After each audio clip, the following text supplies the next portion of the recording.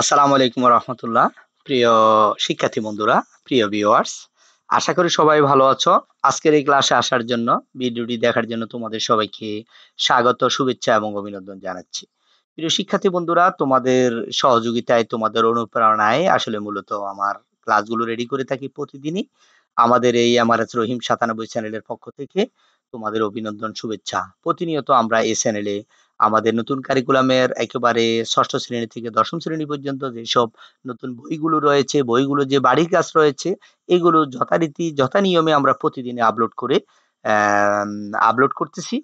তো তোমরা আমাদের নবম শ্রেণীর ডিজিটাল প্রযুক্তির প্লে লিস্ট রয়েছে, ওখানে গিয়ে তোমাদের যে পৃষ্ঠা অনুযায়ী যে বাড়ির কাজগুলো রয়েছে, এগুলা তোমরা একটু কষ্ট করে দেখে নিবা, তাহলে তোমাদের জন্য সহজ হবে। তো আজকে তোমাদের সাথে শেয়ার করব ডিজিটাল প্রযুক্তি এবং বৈচিত্র্য। এটা হচ্ছে শিক্ষণ অভিজ্ঞতা ৬, সেশন হচ্ছে ৫। ডিজিটাল প্রযুক্তির প্রভাব এবং পরিবর্তনের সাথে খাপ খাওয়ানো। ঠিক আছে? এটা হচ্ছে সেশন নাম্বার হচ্ছে ৫। নবম শ্রেণীর ডিজিটাল প্রযুক্তি ১৭৯ থেকে ১৮০ পৃষ্ঠা। এইখানের ভিতরে যে বাড়ির কাজটি রয়েছে, এটাই তোমাদের সাথে আজকে তথ্যটি শেয়ার করব, যেটা হচ্ছে তোমাদের ১৭৯ পৃষ্ঠার সমাধানটা আজকে তোমাদের সাথে শেয়ার করব। আশা করি ভিডিওটি শেষ পর্যন্ত দেখবে, তাহলে তোমরা এই নতুন বিষয়গুলো জানবে এবং উত্তরগুলো জানতে পারবে এবং সেটা তোমাদের পরীক্ষার জন্য কাজে লাগবে। তো এখানে যে বিষয় শেয়ার করব, প্রথম হচ্ছে প্রযুক্তিগত অবকাঠামো। তো উন্নয়ন, ডিজিটাল প্রযুক্তির ব্যবহারের জন্য প্রয়োজনীয় অবকাঠামো, যেমন ইন্টারনেট সংযোগ, টেলিযোগাযোগ ব্যবস্থা, কম্পিউটার ও ইলেকট্রিক ডিভাইসের সহজলভ্যতা নিশ্চিত করতে হবে। বর্তমানে আমাদের দেশটাকে যদি ডিজিটালাইজ করতে চাই বা ডিজিটাল প্রযুক্তির মাধ্যমে সবকিছু পরিচালিত হচ্ছে, আরো যদি আমরা আরো অ্যাডভান্স করতে চাই, আমাদের দেশটাকে যদি আরো আইসিটি তে নিয়ে যেতে চাই, তাহলে আমাদেরকে ইন্টারনেটের সংযোগ প্রত্যেকটি এলাকায়, প্রত্যেকটি গ্রামে আমাদেরকে ইন্টারনেটের সংযোগটা খুব সহজভাবে করতে হবে। তারপরে হচ্ছে টেলিযোগাযোগ ব্যবস্থা করতে হবে এবং কম্পিউটার একেবারে ইলেকট্রিক যে ডিভাইস গুলো রয়েছে, মোবাইল রয়েছে, এগুলো সহজলভ্যতা থাকতে হবে। এর অর্থ হচ্ছে দাম কম থাকতে হবে। একটা কম্পিউটার যখন মানুষ ব্যবহার করবে, তাহলে এই কম্পিউটারের সাহায্যে আমাদের শিক্ষার্থীরা, আমাদের শিক্ষকেরা সহজ করে যেকোনো বিষয় শিখতে পারবে।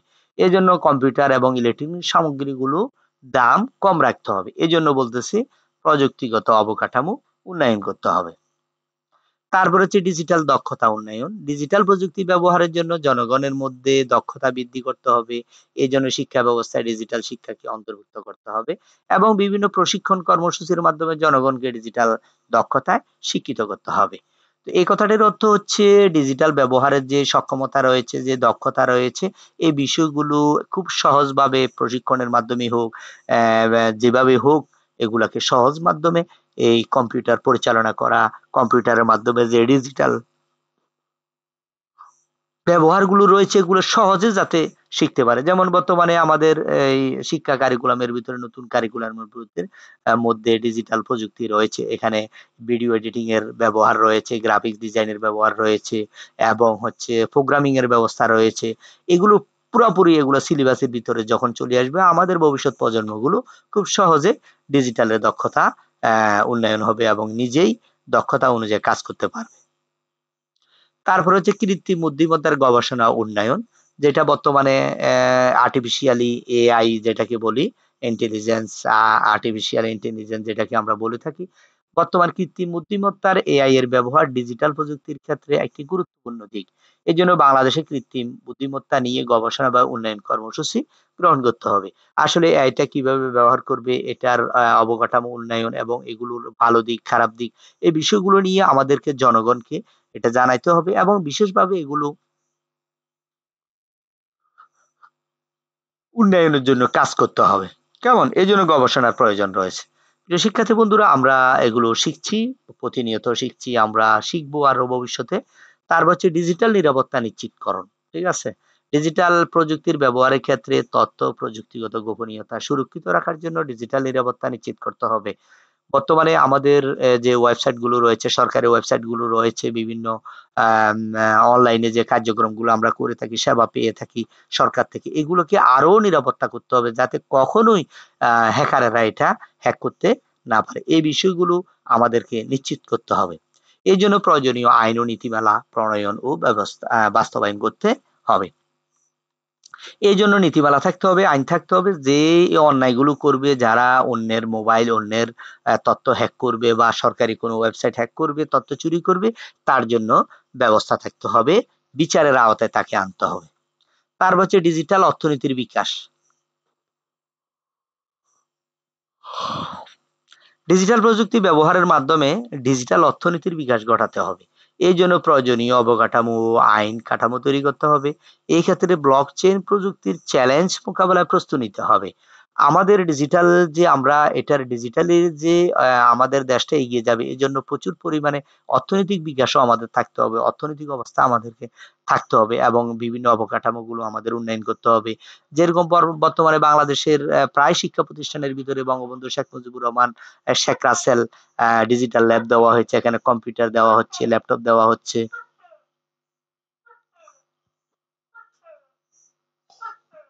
এগুলো কিন্তু ব্যবহার করতেছে, শিখতেছে। আস্তে, আস্তে কিন্তু আমরা এগিয়ে যাচ্ছি। চতুর্থ শিল্প বিপ্লবের প্রস্তুতি। সবচেয়ে বড় ব্যাপার হচ্ছে যে চতুর্থ শিল্প বিপ্লব সামনে অলরেডি আমরা চতুর্থ শিল্প বিপ্লবের মধ্যে আমরা অলরেডি চলে আসছি। যেমন কৃত্রিম বুদ্ধিমত্তা, robotics, internet of things, machine learning, blockchain, 3D printing ইত্যাদি প্রযুক্তির উন্নয়ন ও ব্যবহারের মাধ্যমে চতুর্থ শিল্প বিপ্লবের চ্যালেঞ্জ মোকাবেলায় প্রস্তুতি নেওয়ার পরিকল্পনা নিতে হবে। বর্তমানে কৃত্রিম বুদ্ধিমত্তা অলরেডি হয়ে গেছে, রোবটের ব্যবহার হয়েছে, ইন্টারনেটের ব্যবহার হয়েছে, মেশিন লার্নিং হয়ে গেছে, বিভিন্ন 3D প্রিন্টিং হয়ে গেছে। এগুলোর মাধ্যমে কিন্তু খুব দ্রুত পৃথিবী এগিয়ে যাচ্ছে। কিন্তু আমাদের দেশ এখনো অনেক পিছিয়ে আছি আমরা। এইজন্য আমাদেরকে কাজ করতে হবে। আমাদেরকে চতুর্থ শিল্প বিপ্লবের যে কার্যক্রমগুলো রয়েছে এগুলোর সাথে মোকাবেলা করার জন্য আমাদের বর্তমান প্রজন্মকে আরো আইসিটিতে দক্ষ করে গড়ে তুলতে হবে। প্রিয় শিক্ষার্থী বন্ধুরা, খেয়াল করো, এমন একটা সময় এসেছে আমাদের, বর্তমানে যদি আমরা আইসিটি যদি না জানি, তাহলে কিন্তু আমাদের জীবনে চলা, চাকরি বাকরি, ব্যবসা বাণিজ্য প্রত্যেকটি ক্ষেত্রে আমাদের কিন্তু বিপদে পড়ার সম্ভাবনা রয়েছে। ডিজিটাল প্রযুক্তির সুবিধা এবং চ্যালেঞ্জ সম্পর্কে সচেতনতা বৃদ্ধি করা। কেমন? বিভিন্ন প্রচারণা কর্মসূচির মাধ্যমে জনগণকে ডিজিটাল প্রযুক্তির সুবিধা কি, চ্যালেঞ্জ সম্পর্কে অবহিত করতে হবে। দেশের মানুষের মধ্যে ডিজিটাল সাক্ষরতার হার বৃদ্ধি করতে হবে। এই কথাটির অর্থ হচ্ছে জনগণকে যে ডিজিটাল প্রযুক্তি ব্যবহার করার যে সুবিধাগুলো রয়েছে, এই সুবিধাগুলো তাদেরকে জানাতে হবে। অল্প সময়ের ভিতরে, স্বল্প খরচের ভিতরে সরকারের যে সেবাগুলো দেওয়া হচ্ছে, এগুলো জনগণকে অবহিত করতে হবে, জনগণকে জানাতে হবে, তাদেরকে সচেতনতা তৈরি করতে হবে। তাহলে কিন্তু দ্রুত মানুষ এগিয়ে যাবে। প্রিয় শিক্ষার্থী বন্ধুরা, আজকে এতটুকু পর্যন্তই। তোমাদের আজকের শিক্ষণ অভিজ্ঞতা ৫ এর শিক্ষণ অভিজ্ঞতা হচ্ছে ৬, সেশন হচ্ছে ৫ এর যেই বিষয়গুলো নিয়ে আলোচনা করেছি, আশা করি তোমাদের ভালো লেগেছে এবং ১৭৯ এবং ৮০ পৃষ্ঠায় এটার সমাধানটি রয়েছে। এই পৃষ্ঠা অনুযায়ী সমাধানটা করে দিয়েছি। যদি তোমাদের ভালো লেগে থাকে, আসলে কি ভালো লেগেছে, কি ভালো লাগেনি, এই বিষয়গুলো কমেন্টস করে জানাবে। আর যারা নতুন এসেছে অবশ্যই চ্যানেলটি সাবস্ক্রাইব করে রাখবে। পাশে থাকা বেল আইকন ক্লিক করে রাখবে। ধন্যবাদ সবাইকে, ভালো থাকবে। আসসালামু আলাইকুম ওয়া রাহমাতুল্লাহ।